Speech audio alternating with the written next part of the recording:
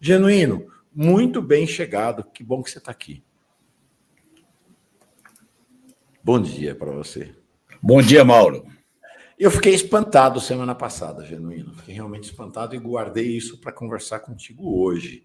O Toffoli, durante o julgamento do Collor, lá no STF, confessou que ele condenou você no episódio do Mensalão, sabendo que você era inocente. Eu fiquei chocado com essa revelação dele. E deu uma desculpa lá. Não, eu julguei porque naquela época no Supremo só podia discutir o tamanho da pena, quem condenasse, quem absolvesse não podia. Enfim, jogou uma conversa fiada lá, mas fiquei muito chocado, Genuíno, muito chocado. Eu fiquei chocado e aliviado, porque eu tinha consciência da minha inocência, porque quando ele cita os empréstimos, ele esqueceu de dizer que o meu advogado, Luiz Fernando Pacheco, apresentou todos os comprovantes que os empréstimos eram legais, eu tinha assinado como avalista, o PT tinha registrado na sua contabilidade eleitoral e tinha pago os dois empréstimos, um no Banco Rural e outro no BMG. E esses dois empréstimos, Paulo, foram usados para me condenar pelo Banco Rural no Supremo. E tinha um outro processo que caminhava na vara da primeira instância em Minas Gerais, que era o mesmo empréstimo, só que era do BMG. Os dois foram registrados e pagos. Isso foi provado, foi mostrado recibo, contabilidade. É tanto que nenhuma testemunha, nenhuma delação, quebrando meu sigilo fiscal, bancário, nada encontrou. Mas eles diziam que era um empréstimo fictício para poder justificar o financiamento da campanha, que não era verdade. Agora, esse processo, Mauro, foi um processo que mostra como o sistema de justiça, que foi embalado para julgar na base do espetáculo, na base da destruição de reputações, na base daquelas cenas que a gente assistia toda tarde, os 11 ministros caminhando para entrar no plenário, em fila indiana, o relator deitado numa cama por causa da dor nas costas, a Globo transmitida ao vivo e no Jornal Nacional. A sentença de julgamento saiu, de condenação, saiu na véspera da eleição do Haddad a prefeito de São Paulo. E nós fomos presos no dia 15 de novembro e levados para Papuda, em Brasília. Então, tudo foi calculado, porque o lawfare calcula o momento, o espetáculo, a hora, e tudo em comum acordo com a grande mídia. É tanto que o presidente do Supremo da época, depois o próprio relator, eram embalados pela grande mídia corporativa como promotores da justiça. Na verdade, eram carrascos que estavam condenando pessoas inocentes. Então, eu acho que eu quero discutir como o sistema de justiça produz essas coisas. Não é surpresa, porque um presidente do Supremo que aceita um militar de 4 estrelas para ser seu assessor 2 vezes, que aceitou o Twitter do general Vilas Boas para não dar o direito ao Lula de ser entrevistado, tudo é possível. Agora, quando o ministro diz que condenou inocente, ele está dizendo o seguinte, a pena maior é a condenação. Eu condenei com a pena maior, agora eu vou diminuir o tamanho da pena. Quer dizer, mata, mas tem uma espécie de enterro de coroa de flores para se livrar dos pecados e da culpa. Impressionante. Agora, que isso sirva de advertência para a esquerda, né? Para não ter ilusão do sistema de justiça, para não embalar o sistema de justiça. Foram 3 Essa ondas, ideia, né? de buscar um salvador da pátria foi o que embalou o Mensalão, Lava Jato e essas figuras. Se vocês estavam falando aí desse procurador lá na Roda Viva, desse juiz que era assessorado por jornalistas, né? Embalou todo mundo, porque o importante era condenar o PT e criminalizar a esquerda. Esse era o objetivo. Aí produziram o inominável, que todo mundo agora tira o corpo de fora, mas ele foi embalado, ele foi cultivado nessa embocadura, vamos dizer assim, nessa proteção que a mídia fez. Nós temos, nesses últimos anos, pelo menos 4 episódios em que o sistema de justiça operou contra a democracia brasileira. O caso do Mensalão, depois a derrubada de Dilma, o Supremo deu seguimento e aprovou uma derrubada ilegal. Depois, antes disso, a Lava Jato, a derrubada de Dilma e o impedimento para que Lula fosse candidato a presidente. Então, nós tivemos E eu acrescentaria um quinto, para não Qual? citar só a esquerda. No Maranhão, fizeram um espetáculo contra a Rosiana Sarney na véspera da eleição para pegar dinheiro que era da empresa do marido dela que estava pagando os trabalhadores. Eu acho que isso mostra que esse sistema de justiça que tenta restabelecer o lavajatismo, o espetáculo, força-tarefa, operação, salvador da pátria, produz essas figuras que todo mundo está vendo aí. O salvador da pátria, ontem no Roda Viva, dava repugnância à maneira como ele se colocava, a violência, a visão de direita, o machismo, defendendo o inominável. É isso que agora a imprensa incentivou, incensou, estimulou essas figuras. Lá na época, Mauro, quando nós fomos condenados, nós não tínhamos direito a nada.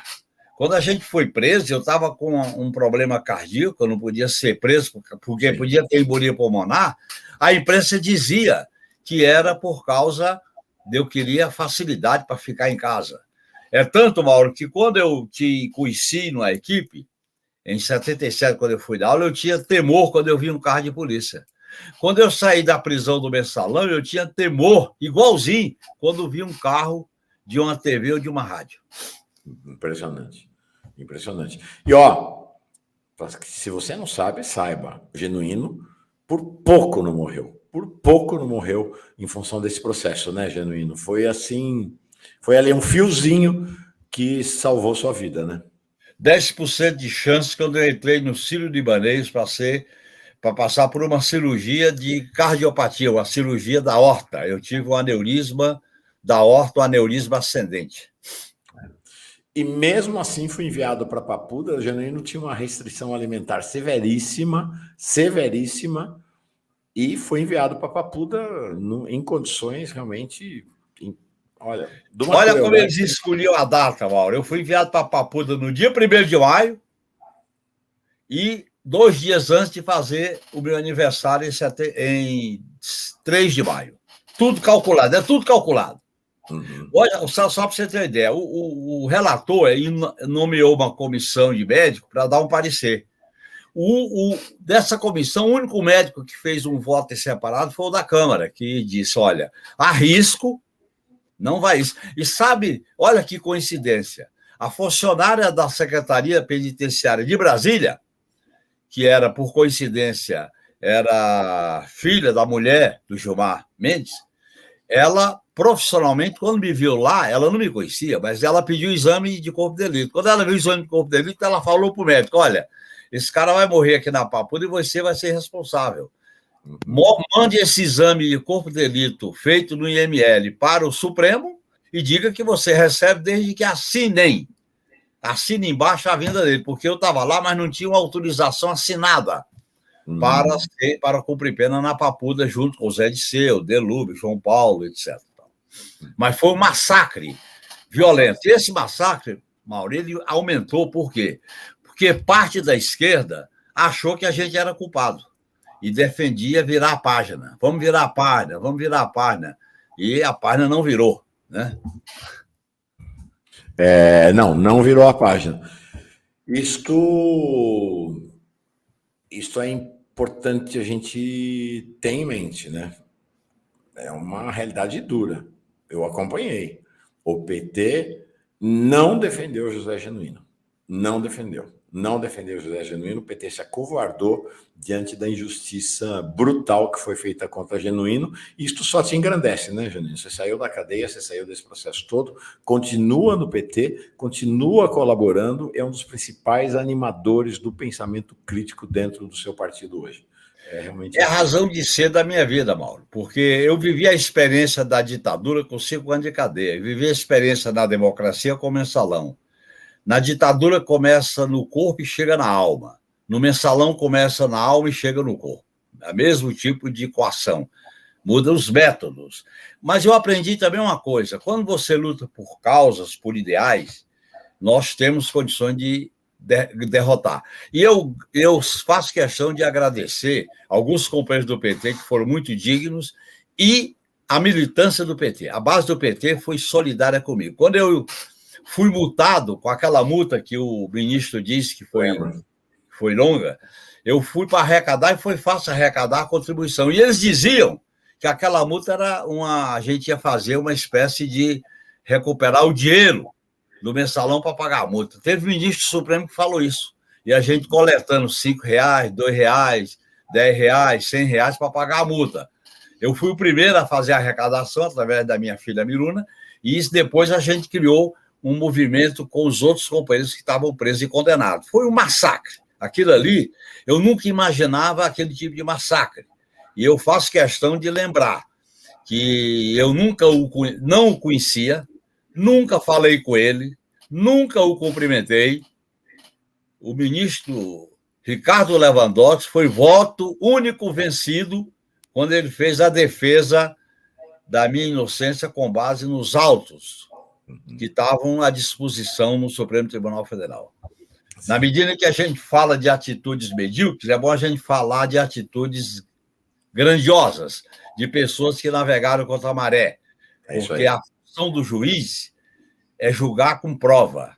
A função do juiz é julgar não a favor da maré, é contra a maré. A função do juiz é se vincular ao devido processo legal, presunção da inocência, o direito de defesa, e a função do juiz não é atender a opinião pública.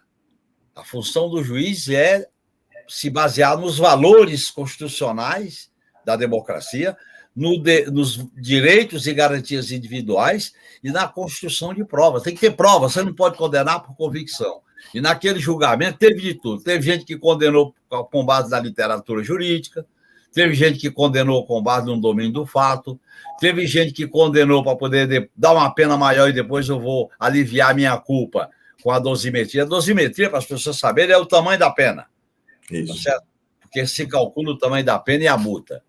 E tudo isso foi um espetáculo, Mauro, que durou um ano.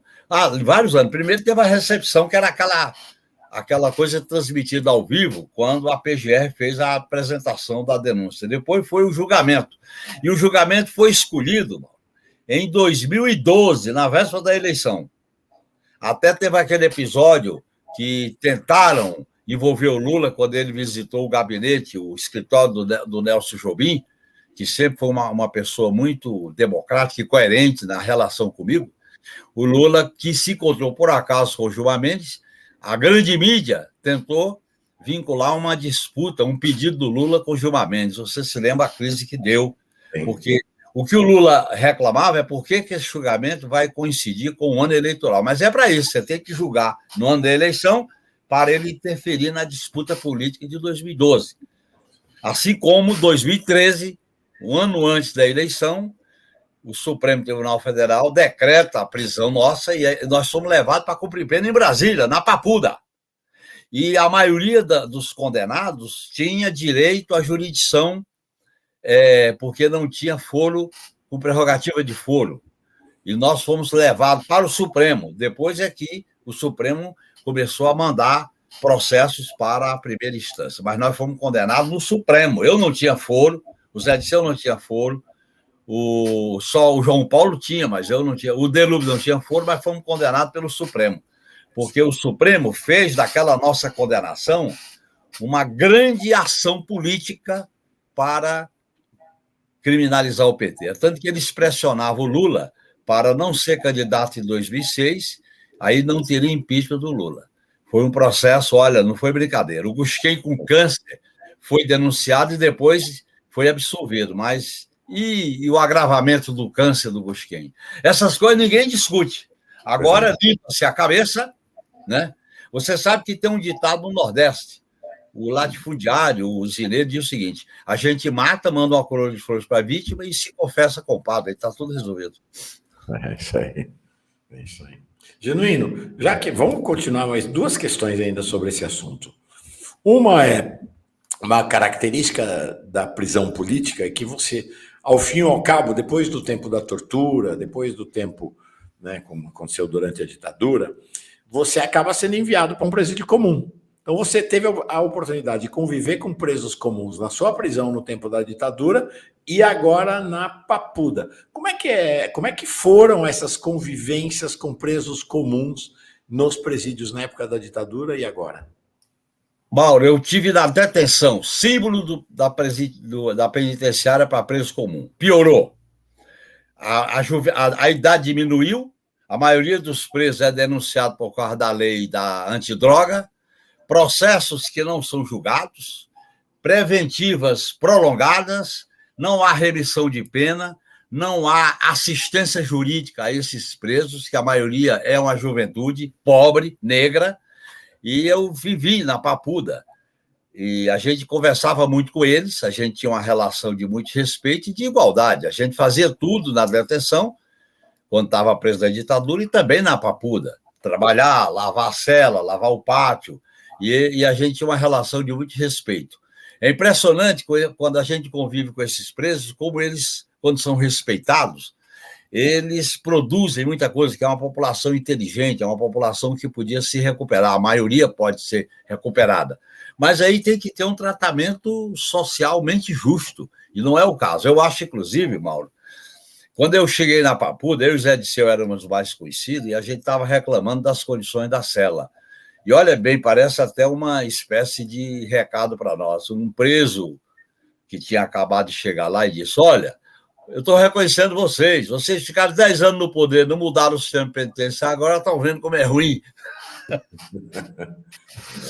Eu acho que nós temos uma dívida de reformar o sistema penitenciário, separar preso periculoso de não periculoso, dar assistência jurídica, fazer remissão de pena através do trabalho, recuperar as pessoas que saem da cadeia para trabalhar. O trabalho tem que ser estimulado da cadeia, porque você não pode ter aquela multidão sem fazer nada, aí vira uma faculdade do crime.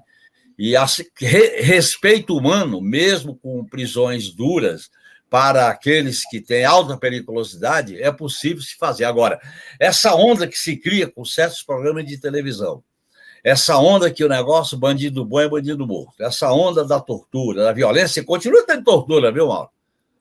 A gente recebia denúncia de torturas dentro do sistema penitenciário.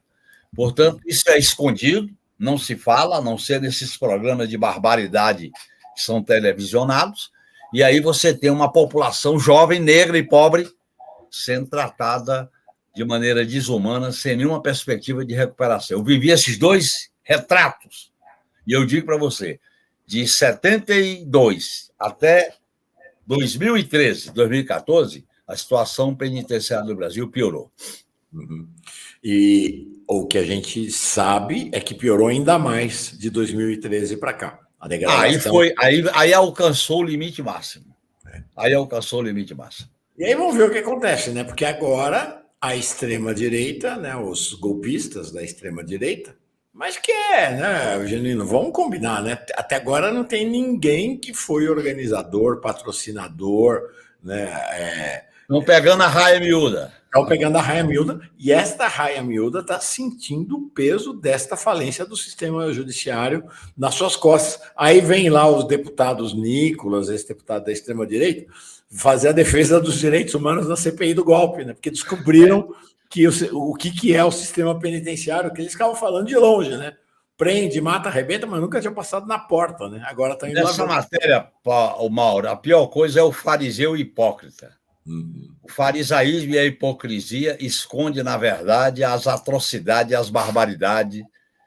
E você não pode ter um tratamento para um e diferente do outro. Nessa matéria, a madeira que bate no Chico, bate no Francisco. Esse sistema de justiça prisional que nós não reformamos no Brasil, porque depende dos governadores, depende do Ministério da Justiça. Eu, por exemplo, sou favorável a criar um Ministério da Segurança Pública para tratar de maneira civil o sistema público de segurança. Eu acho que nós devemos sempre defender valores democráticos, devido processo legal, presunção da inocência, direito de defesa, tratar com humanismo as pessoas presas, sejam condenadas ou não, e ter um processo de remissão de pena através do trabalho e da escola. Você sabe que tem isso, só que não alcança a maioria da população. Se você estuda e faz prova e passa na prova, você tem uma diminuição dos dias de condenação. Eu fiz isso quando estava na Papuda. O Zé Disseu também fez isso, outros, o Delúbio fez isso também. Nós trabalhava, estudava, aí tinha uma diminuição da pena. Isso devia ser estimulado, porque você tem um processo de ocupação civilizada das consciências e corações para ter uma política alternativa e humanista. É o melhor caminho para combater a violência, o crime organizado, para criar um ambiente. Agora, essa ideia de que é bandido bom e bandido morto é uma escala que não tem fim, porque cada vez mais o ser humano é tratado como uma coisa, essa coisa resolve se defender e sai de baixo. Esse é o processo kamikaze de uma sociedade que vive doente do medo e da intolerância e do preconceito. É isso aí. Genuíno, ainda sobre isso, para encerrar esse assunto e a gente entrar na questão do governo, da articulação política. Me parece que esse espírito lavajatista permanece no Judiciário e mesmo no Supremo. Como é que você viu?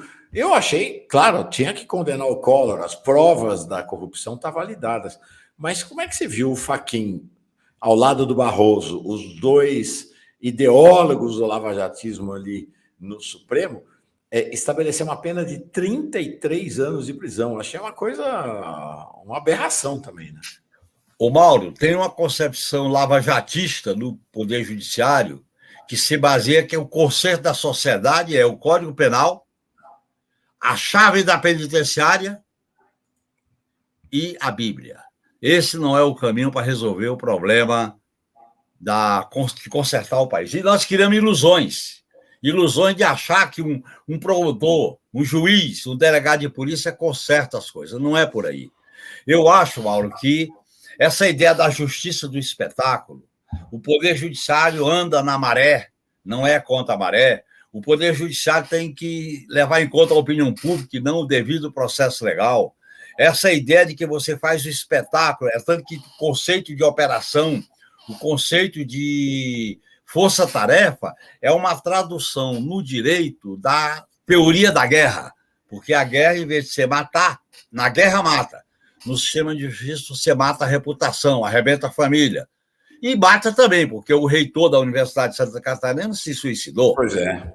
A Marisa teve um agravamento, a companheira do Lula, do aneurisma, porque já tinha cronicamente, e depois se agravou. Portanto, você tem esse processo. E eu acho que tem que haver uma reformulação no sistema de justiça. O Supremo Tribunal Federal, os ministros têm que ter mandato. Você não pode ficar eternamente lá. Eternamente lá. Aí você cria um espírito de corpo. Depois você não pode ter esse protagonismo de interpretar a Constituição, por exemplo, em relação à prisão em segunda instância. Na verdade, eles dizem que os direitos e garantias individuais são responsáveis pela impunidade. É exatamente o contrário.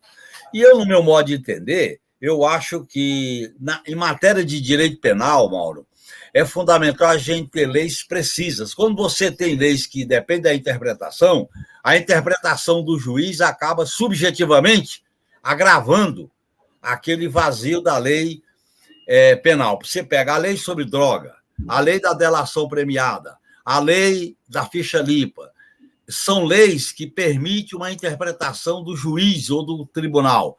Isso produz arbitrariedade, como o domínio do fato. Sim. O domínio do fato, o que é? Se há um crime e uma autoridade não evitou, ela passa a ser culpada. É o direito subjetivo da condenação. Nós temos que precisar bem essas questões numa reformulação do judiciário. Você sabe que no futuro eu defendo que o Brasil passe por um novo pacto constitucional. Não agora, porque se a gente não fizer uma mudança constitucional, como é que nós vamos enfrentar, fazer uma reforma no judiciário, fazer uma reforma no sistema político e eleitoral, daí as emendas impositivas? Como é que nós vamos enfrentar a tutela militar com o artigo 142, sem mudança constitucional? Portanto, tem várias mudanças pendentes. O sistema de justiça é uma dessas mudanças pendentes. Legal. Genuíno, Vamos falar agora desse cenário.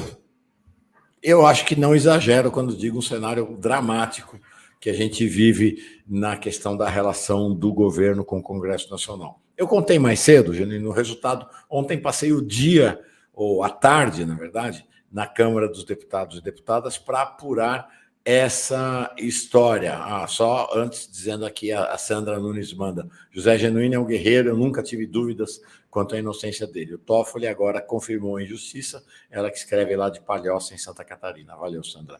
Muitos elogios e muita solidariedade a você aqui, Genuíno. Então, eu fui apurar o que aconteceu. Genuíno, a história é uma história que mistura, me parece, chantagem e trapalhadas.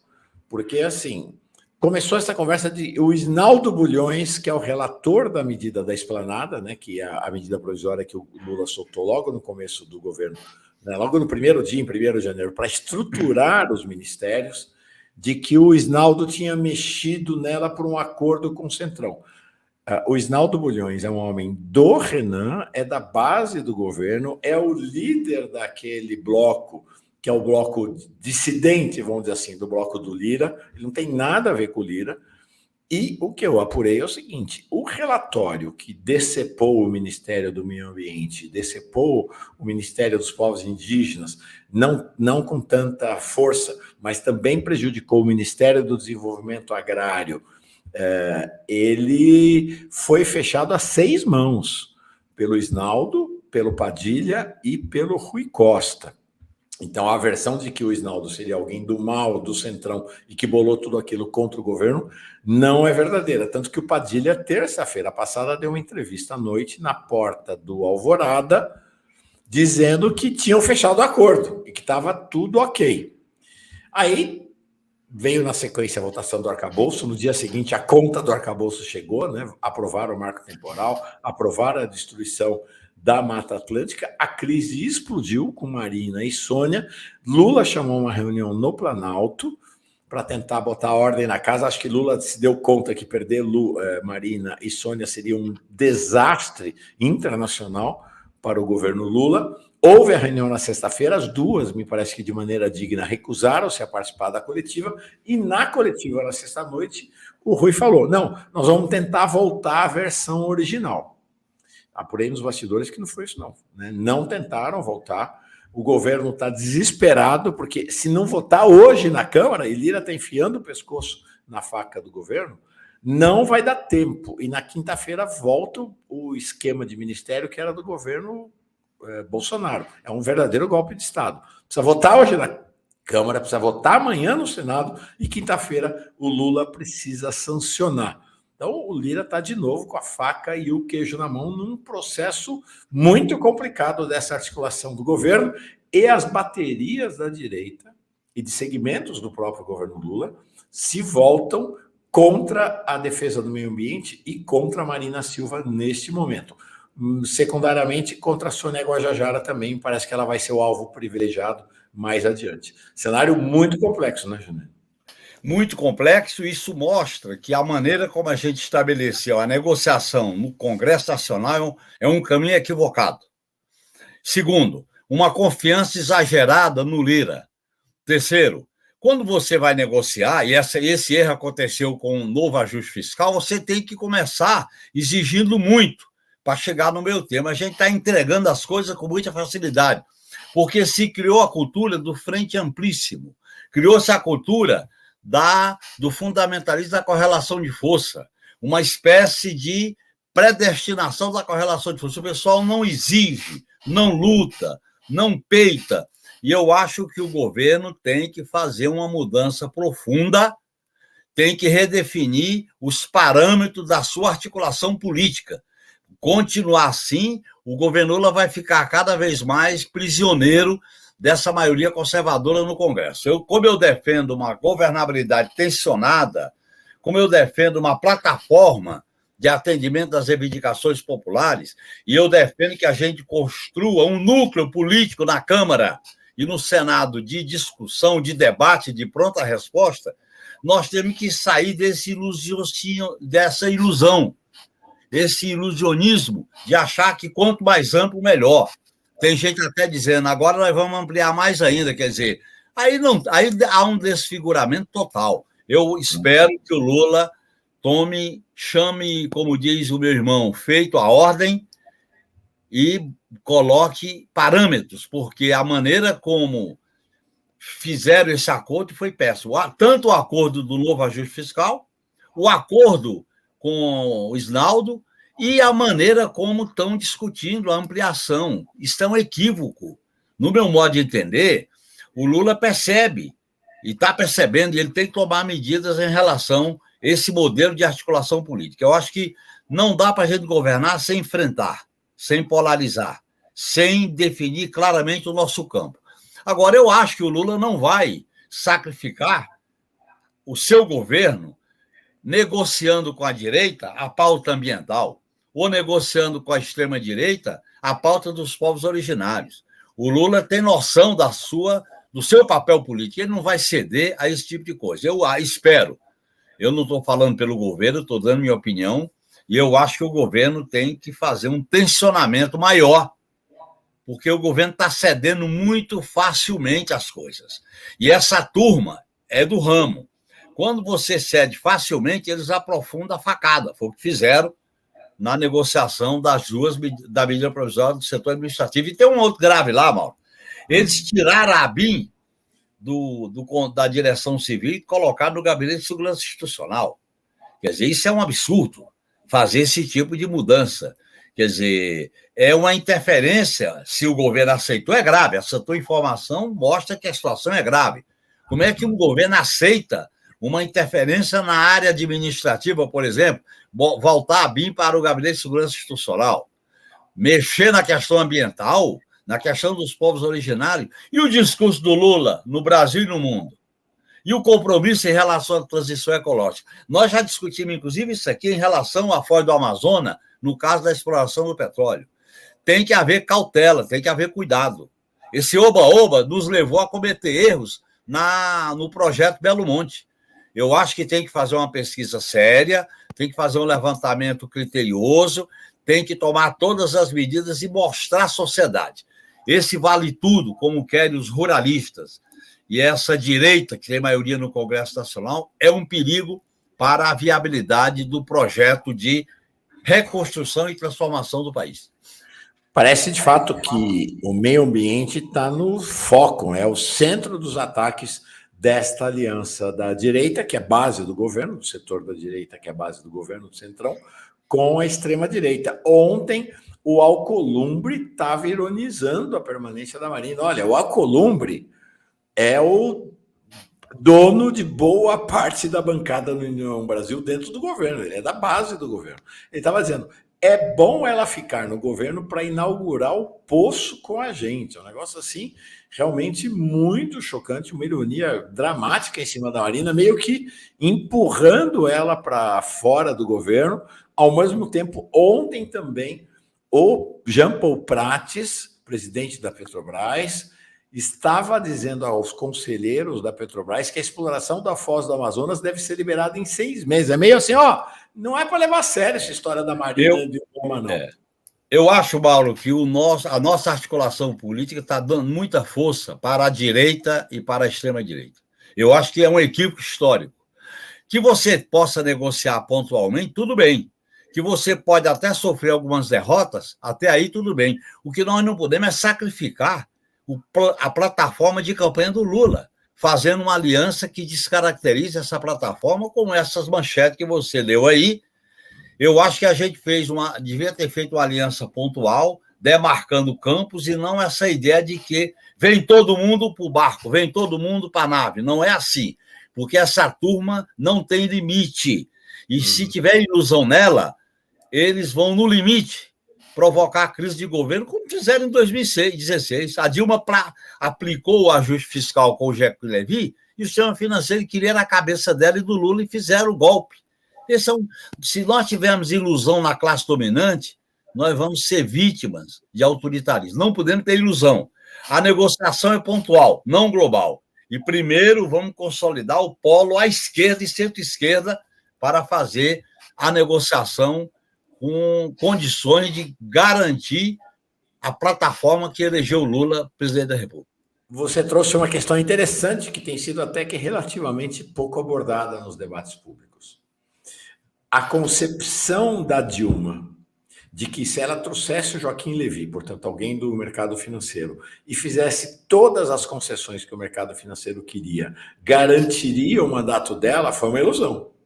Ela fez as concessões, fez um ajuste fiscal, perdeu a base de apoio popular e ainda perdeu a presidência no golpe articulado por esses mesmos setores do capital financeiro, né, Janine? Parece que agora a lição não foi aprendida, né? Está se repetindo. A história não se repete. Hora é tragédia, hora é farsa. E veja bem, a gente dizia, não vai ter golpe, porque confiava no bom senso, no patriotismo de uma direita que é voraz para ter lucro. O governo Lula tem que tomar pé da situação, chamar o feito à ordem, discutir com sua articulação política, se for o caso, muda, mas definir parâmetros. Não pode ser se vale tudo em nome de uma governabilidade que é manter o status quo. Aí, no máximo, nós vamos ser um social-liberalismo dentro dessa ordem econômica. Imagine na hora que for discutir a questão tributária, na hora que for discutir a questão da privatização, na hora que for discutir aquele artigo da Eletrobras, que o governo tem 42% das ações, mas só tem 10% de voto. Na hora que você discutir, por exemplo, a base de Alcântara, na hora que você for discutir a orientação estratégica para as Forças Armadas. Veja bem, Mauro, o governo Lula está recebendo os presidentes dos países da América do Sul e, na véspera, vem a comandante da Força Militar do Atlântico Sul e é recepcionada pelo ministro da Defesa. Isso cheira, no meu modo de entender, uma conciliação que não é o melhor caminho para a gente ter uma governabilidade transformadora e tensionada. É isso aí. Genuíno, me parece assim, essa é uma questão delicada, porque nós estamos no começo do governo, tem chance de mexer muita coisa. Mas o que a gente viu ali na derrocada do governo Dilma, né, rumo ao golpe, né, ali na fragilização cada vez maior, lá no final, que foram as tais pautas bombas do Eduardo Cunha, que ontem foi inocentado, né, os seus processos foram cancelados pelo Supremo, ou um dos seus processos, em que ele estava condenado a 16 anos por ilegalidade e irregularidades da Lava Jato. Nós estamos assistindo agora, Genuíno, no momento em que, em tese, o governo que entra está no auge do seu poder. Então, a gente tem isto que está acontecendo com esta MP da Esplanada, não deixa de ser uma pauta bomba, porque você imagina o que acontece. Se o Centrão enfiar a faca e o Lira sentar em cima e não votar hoje, não é que não votar essa semana, se não votar hoje, não tem governo Lula na quinta-feira, porque quinta-feira a MP perde eficácia. Então, o que eu apurei, Janine, é que o Centrão está preparando uma surpresa para a sessão de hoje à noite. Então, por exemplo, o governo extinguiu a FUNASA, a Fundação Nacional da Saúde, que era um grande cabide de empregos. Ela tinha aspectos positivos, mas era um grande cabide de empregos do Centrão. Eu soube que eles estão articulando manter a FUNASA e que podem arrancar mais nacos dos ministérios que o Centrão almeja. Então, por que acontece isso? Porque se a Câmara não vota hoje, o Senado não vota amanhã e o Lula não sanciona na quinta-feira volta a ter a estrutura ministerial do governo Bolsonaro. É um golpe. Então, é uma pauta bomba, né, Genuíno? É uma pauta bomba e ela é resultado do modelo de articulação política que o governo adotou desde o início. Eu defendi um polo de esquerda e as negociações pontuais. Nós achávamos, tivemos ilusões em algumas figuras importantes, como essa do Alcolumbre, como figuras como Lira, que nós apoiamos ele rapidamente, precipitadamente, como presidente da Câmara, não precisava apoiar. Nós não tivemos aquele elemento central da negociação, que é polariza e depois vê a que ponto se pode chegar. Nós fomos cedendo com muita facilidade. Eu acho que é necessário, eu acho que eles vão meter a faca. Eles vão meter a faca porque o governo precisa, deixou chegar essa situação. Eu acho que o governo certamente vai aprovar e vai ceder mais para eles. Agora, o governo tem que tomar conta, tem que botar a mão nessa rédea. Essa rédea está solta. O governo tem que se articular melhor. E outra coisa, Mauro, Se ficar dependendo só da articulação com maioria congressual é fazer o governo refém.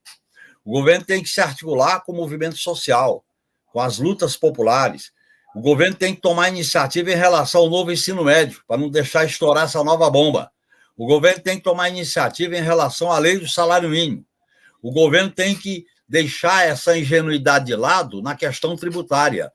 Eu acho que o Lula e o seu comando político têm que estabelecer limites para a negociação congressual. Eu acho que o pessoal está se sentindo aliviado, foi uma grande vitória, estamos aí na união, inclusive o lema é união e reconstrução, tem que ser mudança e reconstrução.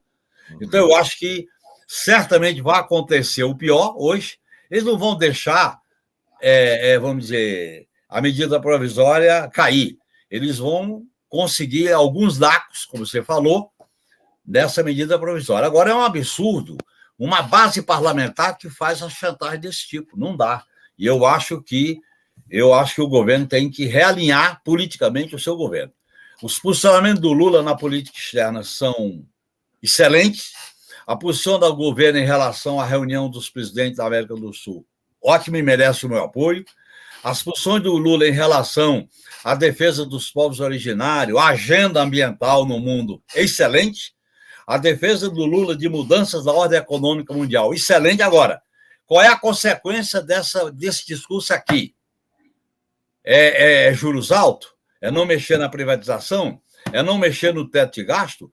O relator Cajado piorou o novo ajuste fiscal do Haddad. Isso é que é a verdade. Então, o governo tem que estabelecer um outro caminho de tensionamento, de posicionamento político, para que o seu mandato, o mandato do presidente Lula, que tem compromisso com o discurso de campanha, seja viabilizado para não decepcionar o povo brasileiro. Essa turma quer sangrar para enfraquecer o governo. E quando você tem um governo fraco, eles não têm limite para meter a faca. Agora, Genuíno, me parece que eu vou falar de dois fatos que nós temos aí pela frente, que é esse cenário aí de dificuldade do governo, que é o que você está falando. Não é uma dificuldade inamovível. Tem que mudar o modelo de relação política. Mas, se mantiver, o primeiro é a reforma tributária. O governo já vai entrar com uma proposta de reforma tributária muito rebaixada. A reforma tributária não entra naquilo que é o mais importante, que é mudar a estrutura tributária do Brasil, fazer com que os ricos paguem, pelo menos contribuam minimamente com a base tributária do país. Então, não vai ter imposto sobre grandes fortunas, não vai ter mudança no imposto sobre a renda, não vai ter a aplicação só Brasil, e só no Brasil e na Estônia não tem imposto sobre dividendos. Isso não tá. É uma reforma tributária técnica, que o Haddad diz que é neutra, que é basicamente para simplificar. Basicamente para simplificar. Então, o governo já vai entrar, portanto, rebaixado nessa negociação também, né, Jânio? Claro, porque não existe lei fiscal e tributária neutra. No sistema capitalista, a questão tributária e fiscal, ela é uma escolha. Ela tem que ter um lado, ela tem que ter um posicionamento claro, porque nós temos a pior distribuição de renda do mundo. E se nós não enfrentarmos lucros e dividendos, grandes fortunas e a especulação financeira, nós vamos cair, no meu modo de entender, numa anemia. Nós podemos fazer algumas reformas sociais, mas muito limitadas. Por quê? Porque você não tem como financiar o crescimento econômico, não tem como financiar a geração de emprego. Você limitar o papel do investimento público é um grave equívoco que foi cometido no novo ajuste fiscal do Haddad. Então, eu acho que o governo tem que recolocar a agenda dele, a agenda do crescimento, a agenda da mudança e da reconstrução na pauta e alinhar o seu comando político com base nessa agenda. Porque com essa turma, que é a maioria do Congresso, olha, Mauro, com emendas impositivas individuais que vêm do orçamento secreto e com o sistema eleitoral e partidário que elege deputados e senadores, o governo tem que ter muita astúcia, muita força, muita clareza de onde quer chegar. E eu acho que se a gente não incorporar a sociedade, o Lula tem que se comunicar mais com a população, pelo menos uma vez por semana. Nós temos que ter um porta-voz com capacidade para o Lula não ficar sem amortecedor, sem colchão, e articular melhor o discurso político dos líderes do governo e do PT. Tem que articular melhor, o pessoal tem que sair desse defensismo. Parece que a gente vai governar o país pedindo licença para a extrema-direita que arrebentou o país. Não dá para a gente ter essa postura. Eu estou torcendo, eu estou cobrando, eu estou reivindicando que o governo Lula, nessas questões da articulação política, mude a sua postura, estabeleça um roteiro de prioridades com base numa plataforma e tire lições, que ceder facilmente não é o melhor caminho para forçar a direita a negociar. A direita só teme a esquerda quando a esquerda tem força para mostrar alguns dentes, senão ela não cede. Tem a próxima pauta-bomba depois da reforma tributária já armada, Genuíno. Olha só, olha o tamanho da encrenca na qual nós estamos metidos. Existe a MP da correção da tabela do imposto de renda.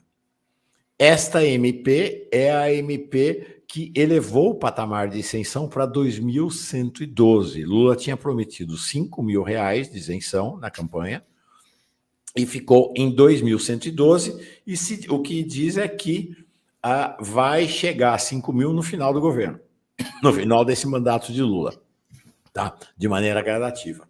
Então, nem foi ainda montada a comissão mista que vai analisar. Não tem relator, não tem presidente, ainda não, deve ser definido esta semana. Esta MP tem que ser votada até agosto, senão ela deixa de ter validade. E você volta para aquela isenção menor. Mas o prejuízo nosso é esse, né? Daqui a 15 dias, porque ela foi apresentada no primeiro dia de maio, daqui a 15 dias, se ela não for votada, ela tranca a pauta da Câmara. Então, é um cenário já de complicação. O que está acontecendo, Genuíno? Eu ontem fui olhar como é que está a tramitação.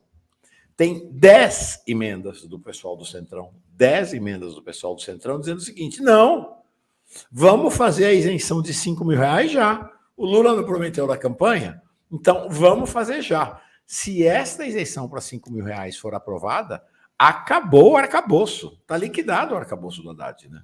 Não tem como sustentar o arcabouço com uma isenção de até R$5.000. É a chamada pauta-bomba, né? A extrema-direita aposta no quanto pior, melhor. E ela vai fazer a pauta do caos, a pauta da ingovernabilidade. Por isso que eu acho que se a situação do país chegar a esse ponto, o Lula tem que tomar as rédeas da política, fazer um pronunciamento ao país, chamando a atenção para a gravidade desse posicionamento, mostrar qual é o caminho que ele está trilhando e perfilhar o comando político a uma orientação clara de governo. Vacilo, divergência, montar um governo como o Lula montou, tão amplo, que cada um faz o que quer, não dá para segurar uma crise como essa, para enfrentar a hegemonia do capital financeiro, dos monopólios, e a pressão que vai vir dos americanos, por causa da política externa soberana, ativa e altiva. Eu acho que a situação pode chegar a um ponto que o governo Lula, para tomar as rédeas da situação, faça uma intervenção mais clara, mais contundente, na remontagem, na redefinição da pauta do seu time político. Eu acho que está precisando um freio de arrumação.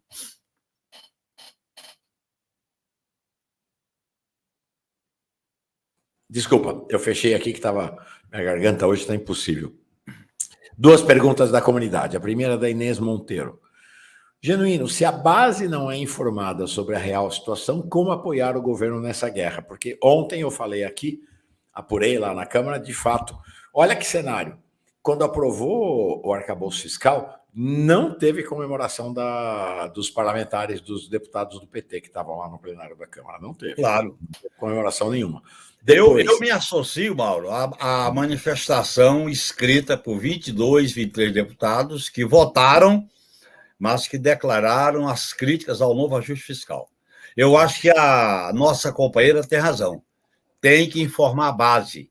a bancada do PT tem que polarizar, tem que informar, tem que discursar, tem que fazer um enfrentamento político. Nós estamos levando essa articulação meio em banho-maria, meio na base da conversa. Não adianta, esse modelo só de conversar é um modelo ultrapassado que não dá conta das novas exigências da governabilidade tensionada.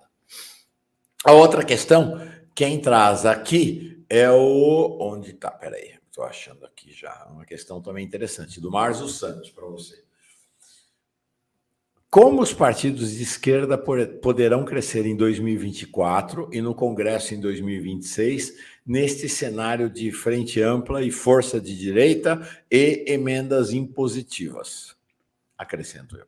Ele tem razão.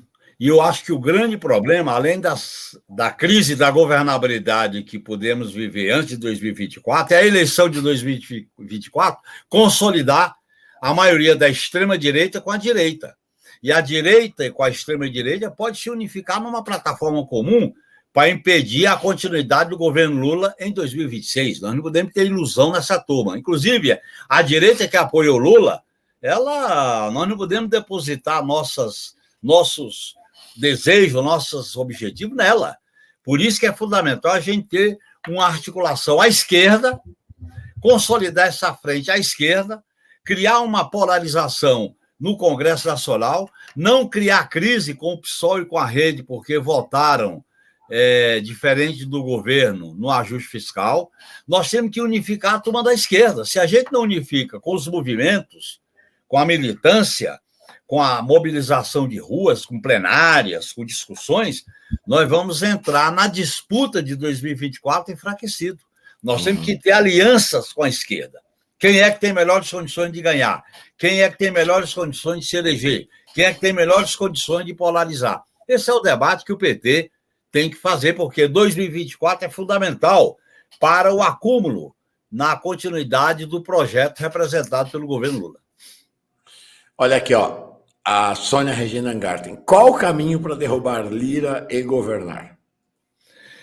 O caminho, para governar é estabelecer uma agenda de mobilização, dialogar com a sociedade, explicar as coisas com a sociedade, o Lula se manifestar mais através das redes sociais, melhorar a comunicação do governo para ter uma comunicação mais militante, mais ampla e, ao mesmo tempo, mais ofensiva.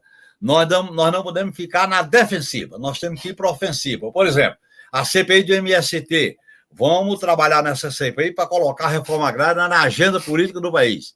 A CPI dos atos golpistas, vamos trabalhar para dar visibilidade a tudo que foi feito contra a democracia, seja na área militar, seja no agronegócio, seja nos financiadores. Portanto, eu defendo uma política de ofensividade, uma política de enfrentamento democrático, de polarização democrática. Não é aventura, não é porra louquice, é enfrentamento democrático. E, principalmente, dialogar com a sociedade, com o povo, porque a maioria do povo apoia os esforços do governo Lula para consertar o país. E as pesquisas indicam isso. O que está faltando é mais determinação, mais iniciativa, mais perfil combatente por parte dos líderes do governo e da bancada do PT. Veja o exemplo do Flávio Dino, que é bom a gente sempre citar. Como o Flávio Dino vai para o enfrentamento, polariza, é o caminho para alguns ministros. Aí eles ficam temerosos para ficar convocando o Flávio Dino para a Câmara e para o Senado. Eu acho que a gente tem que mudar a postura. Essa postura só muda, Mauro, se o Lula chamar essa turma e definir claramente como é que ele quer que o governo articule politicamente. Vamos continuar nos relacionando com o Lira, mas sem submissão e sem dar força a ele. Vamos conversar, porque nós somos democráticos e vamos conversar com todo mundo, mas tendo noção qual é o nosso lado e qual é o nosso compromisso com o povo. Valeu, Genuíno. Nossa, que dia muito forte, muito significativo contigo. Um grande abraço, Genuíno. Um grande abraço, Mauro. Estou acompanhando essa conjuntura. Tem várias intervenções minhas que vão acontecer essa semana e eu vou aproveitar para colocar essas opiniões e espero que chegue nos gabinetes do governo Lula. Perfeito. Terça-feira que vem a gente volta com o Genuíno até para ele contar a história dessas intervenções que ele fez ao longo dessa semana. Um grande abraço, Genuíno. Você é uma referência para mim, para tanta gente, milhões de pessoas nesse país. Boa semana para ti. Muito obrigado, Mauro.